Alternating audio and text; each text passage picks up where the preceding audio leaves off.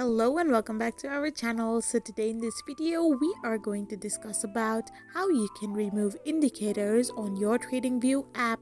So without wasting much of our time, let's get straight into the video. So first and foremost, all you need to do is simply tap open your TradingView app, and once you open it, you will end up in this page.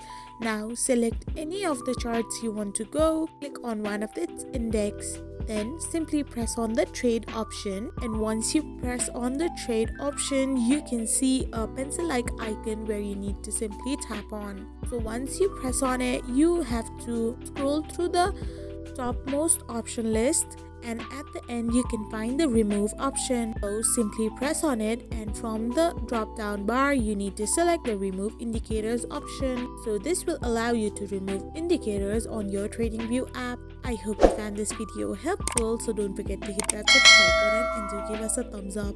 We will be back again with these informative videos. Thank you for watching.